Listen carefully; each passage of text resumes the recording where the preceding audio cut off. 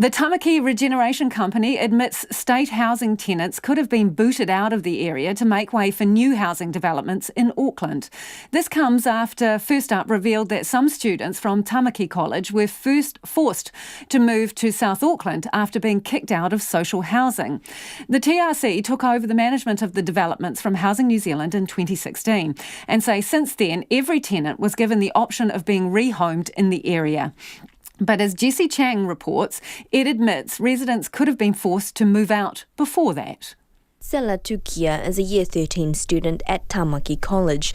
She has strong roots in the area, and for her, Tamaki is home.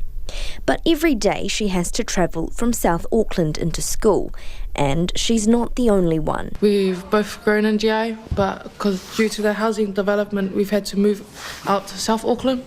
So we travel... and Malulu. We travel from South Auckland to GI every day to come to school.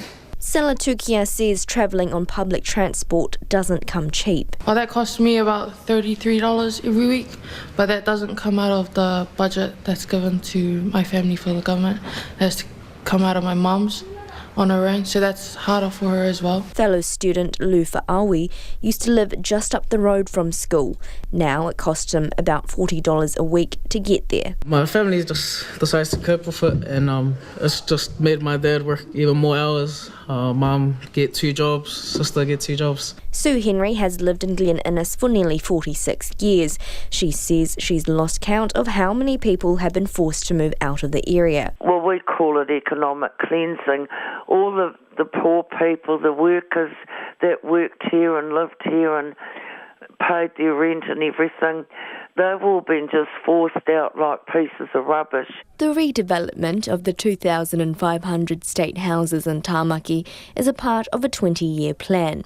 The Tamaki Regeneration Company will put in 7,500 new homes in its place, which will be a mixture of social, affordable and market houses.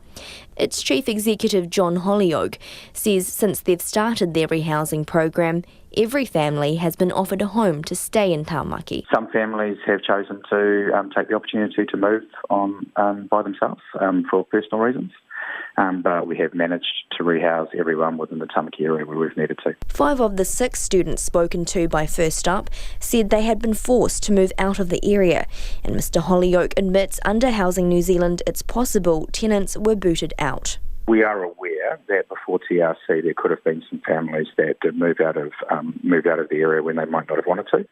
I think that what's important for those families, if families had moved out of the area and it wasn't the right thing for them to do, and they want to come back to Tamaki, we'd be really pleased to be able to have a conversation with them about that. He's encouraging any families who were forced to move out of Tamaki to get in touch.